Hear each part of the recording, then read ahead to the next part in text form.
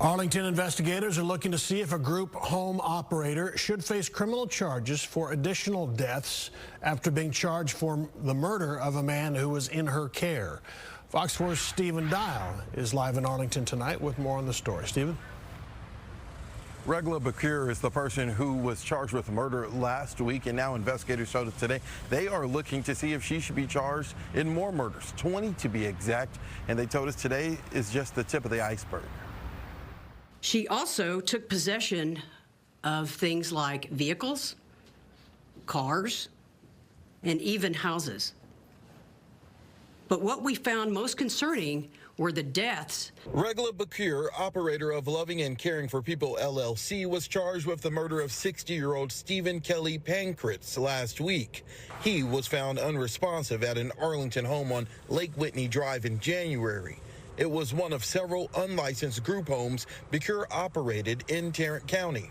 After everything we've learned, I think it's clear that she did not love or care for anyone. The Tarrant County Medical Examiner's Office declared Pankratz's death a homicide caused by a lethal mixture of painkillers and antidepressants.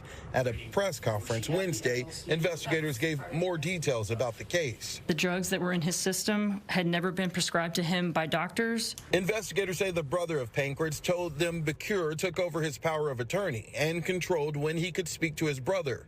Court documents say in the hours before he died, Pankratz had slurred speech and he had been given handfuls of pills.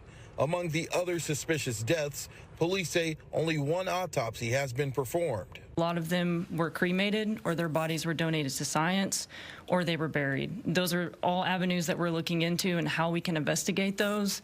Obviously, with those things being said, that makes it very difficult. A lengthy police affidavit describes other cases at different homes run by Bakir, including a woman who died in 2022 with a handwritten will giving Bakir control of her assets, a disabled woman who told police she was held against her will in awful conditions and tried to kill herself to force someone to call 911, and a man who died after a suspicious decline in his health, whose family later discovered fraudulent charges to his debit card. This is a complex and very wide-ranging investigation, and it is not over.